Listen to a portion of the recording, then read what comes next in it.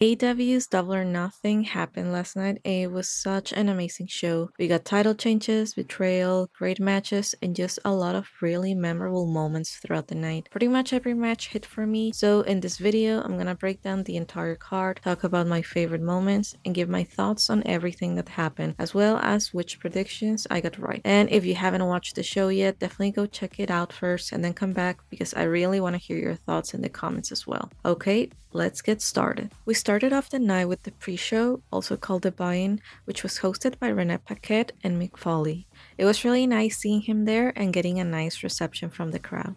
The first match was Divine Dominion versus Zeta Steel and Viva Van. Unfortunately, my prediction was off with this one. It was pretty much your typical AEW collision squash match. Zeta Steel was trying to kill some time and survive the 5 minutes by getting out of the ring a few times, but it just wasn't enough. Divine Dominion got the win here, and as the good old heels they are, they started attacking the other girls after the match ended, but Ty Mello and Anna Jay came out to help them. So we will probably see some of this feud the next coming weeks. Also, Christopher Daniels took a cool bump. The guy just loves taking bumps whenever he can just for the love of the game, which is always funny to see. I thought that Death Riders versus the Ops was going to be the closing pre-show match, but I guess not. Marina gave Danny a big slap like the one she gives Moxley during their entrance, and it just made me laugh so much because it seemed like he wasn't expecting it at all. The crowd was really popping for both teams, even though they're both heels. Well, I guess the Death Riders are a bit more of tweeners lately, Shibata in particular getting the loudest pops. The Death Riders won this fun short match, although it felt kinda one-sided with a bit of an anticlimactic finish. I did get this prediction right, and just like I had mentioned, you could see how Claudio, Danny, and Yuta are just a more coordinated team overall than the Ops.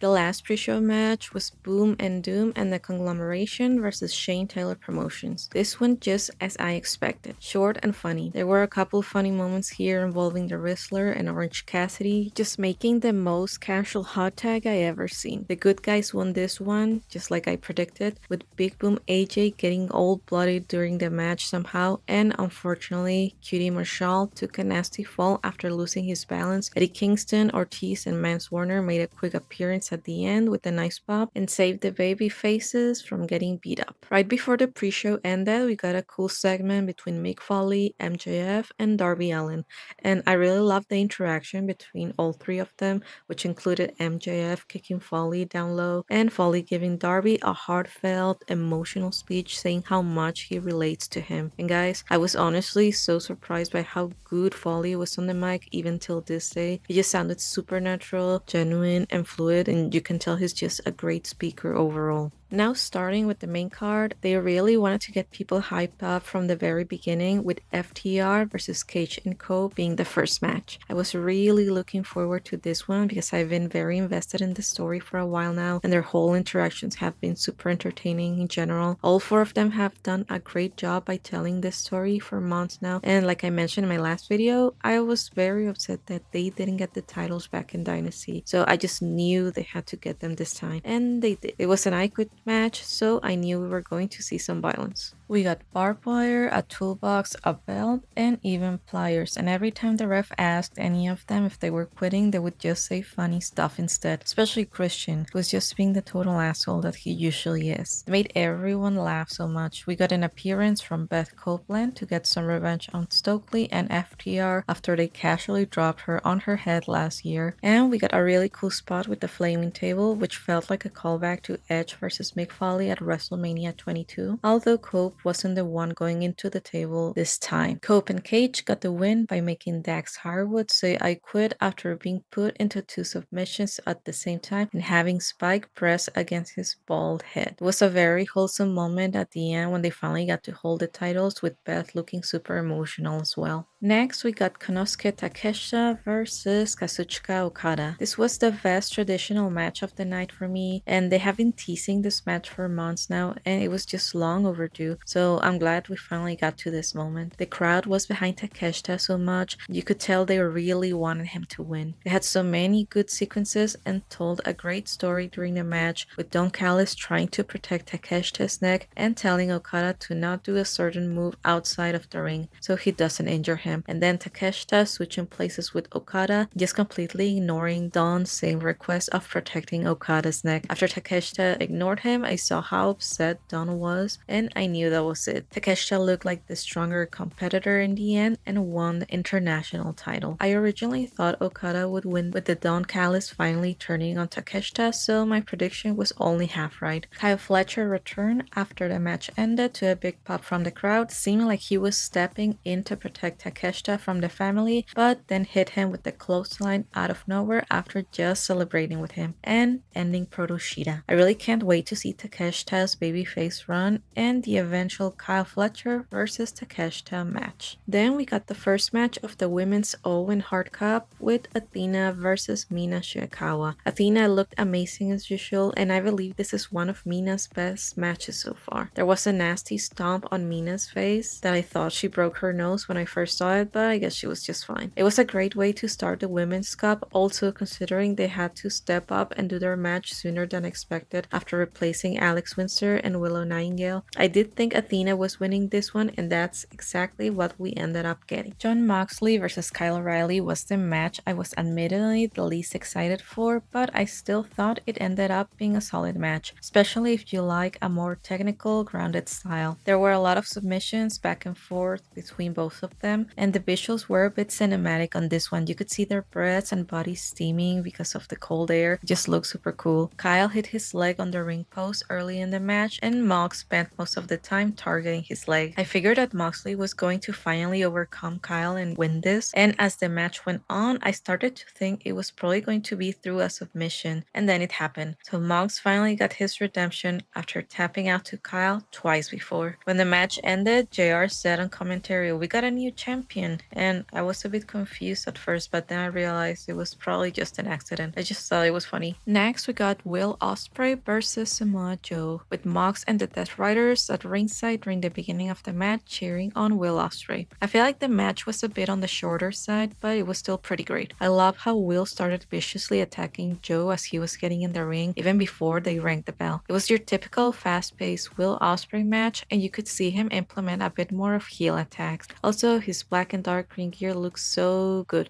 He's almost a full Death Rider right now. It was super funny seeing Joe do the spot where he moves out of the way super nonchalant, and he did it while Will was trying to do an Oscutter. He just slammed on the ring by himself. Eventually, Will did a Styles Clash on Joe, which looked crazy because he's so big, and then finished him off by almost cutting his head off with two hidden blades. I know this one was kind of obvious on who was going to win, but I'm so glad that I got another prediction right. They followed with the other men's Owen Hart Cup match on the card with Swerve Strickland versus Bandido. I knew this one was also going to be a really good match because both of them are amazing performers, but it really exceeded my expectations. Bandido did a Brody King tribute with the barking, which the crowd instantly started doing back as well. And I know a lot of people already like Swerve a lot, but I still feel like he doesn't get enough flowers by how good of a wrestler he is. He did this crazy spot where he jumped on Bandido's shoulders, balancing for at least a full second, and jumped off to do a houseball on the back of Bandido's head, then got on the top rope and did one of the biggest Swerve stomps I've seen him do. It just looked like he jumped across the ring. All this in a super smooth way and without any botches. Bandido also did a crazy Poison Rana, dropping Swerve outside the ring, and it was just another perfect fast-paced match. Bandido was really selling a neck injury, shaking a bunch, and unable to execute some moves properly, which helped Swerve get the win, and it was a little bit predictable to me since I believe the final will be between Swerve and Will Ospreay, but this one was one of the best matches of the night in my opinion. Next, we got what I felt was a sleeper match that people aren't talking about this match so far. It's the four-way between Thekla, Hikaru Shida, Jamie Hayter, and Kris Statlande. I really like all four of them, so it was awesome seeing them together in this hard-hitting match. They all really gave a great performance. I really like the interactions between Shida and Kris, with some miscommunication between the two of them, which culminated in Shida finally attacking Kris, which they have been teasing a bit for the last few weeks. I love that she got to use her iconic kendo stick as well, since there were no disqualifications. I thought Shida had a decent chance of winning the belt here after betraying Kris, but I'm glad that Thekla actually retained. She's top star material and I love her personality so much. And finally, we got to my most anticipated match of the night, the Stadium Stampede Stampede with Jericho, the Hurt Syndicate, and the Elite versus the Demand, the Don Callis family, and the Dogs. I had to rewatch the video package for Jericho's team multiple times after the show because I liked it so much. I laughed super hard when Kenny went from aura farming to choking and coughing on the cigar smoke. I love that he doesn't take himself too seriously and is always down to do funny skits. I love these matches because they're filled with creative and funny spots, and as expected, they did not disappoint. The first funny moment we got was Ricochet doing an abdominal stretch on Kenny, but all the heels made a chain to help pull at the same time, which was then broken up by MVP's cane and they all fell like dominoes. We also got Jack Perry hitting someone's head with a vacuum filter, and a bunch of white flour exploded everywhere. I saw a comment saying, "Real flour, cry me a river." Gotta love the cry me a river jokes.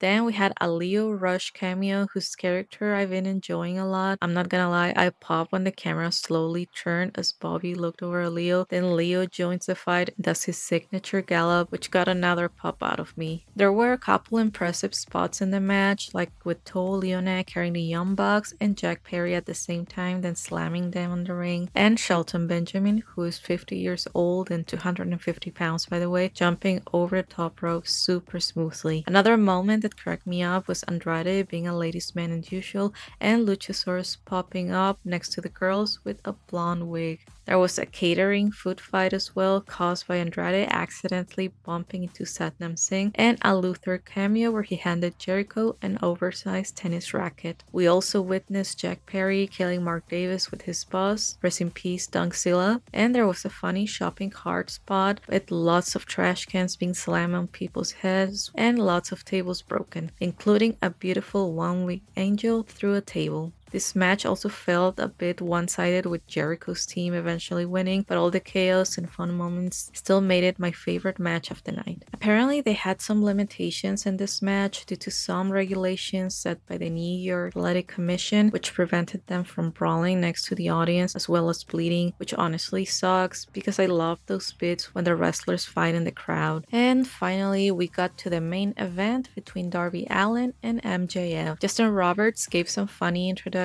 and then 30 seconds into the match, Darby looked like he almost died with the dive outside the ring, but of course he was just fine. There was another crazy bump on the steps, which also looked like he broke his neck, but I guess he was still fine, just a regular day for Darby. It was funny when he low-blowed MJF out of nowhere, and I was like, damn, Darby really doesn't want to lose the title. And surprisingly, a good amount of the crowd was still chanting for MJF throughout the match. I knew there had to be a crazy spot in the match, crazier than usual that is, and we got it. Darby Allin climbed over 20 feet on top of the stage and landed a perfect coughing drop on MJF. It looked like he hit his head for real, which caused the back of his head to start bleeding, or he just worked me really good. I was thinking maybe he bleeded, but after reading about the regulations about purposely bleeding, part of me thinks it was a real cut. What do you guys think? It seems this move really weakened Darby, allowing MJF to do a tombstone from the middle rope and win his title back, just like I thought. After the match ended, we had a shocking heel turn when Kevin Knight came out and suddenly did a UFO splash on Darby while he was taken out on a stretcher by the medical team. I did think this heel turn would eventually happen after they've been dropping hints here and there in the last couple months, but I wasn't expecting it to happen tonight. It surprised me and was a really cool moment, and I thought it was a great way to end the show. I'm still very happy for Darby's title reign, and even though it was short, it will be remembered forever. Double or Nothing 2026 was definitely one of the best AEW pay-per-views I watched, and I was debating whether it was better than this year's Revolution, and I think it was, which was already hard to top. The crowd was super loud the whole night and elevated the show even more. I'm really looking forward to seeing where we go from here in regard to the storylines and potential rivalries. Who do you guys think will be MJF's next challenger? And who would you like to see face Hope and Cage? Also, let me know in the comments what your match of the night was and what would you rate the show. Personally, I would give it a 9.5 out of 10. Also, I want to say thank you to everyone who joined me in the live stream last night. It was a ton of fun discussing the show with the community right after it ended, and I hope to see you in the next one if you couldn't make it. And just a reminder that channel memberships are available if you you want to support the channel and get some extra content as well as exclusive perks. And feel free to subscribe and like the video if you enjoyed it, and if you didn't, do it anyways. Until next time, see ya.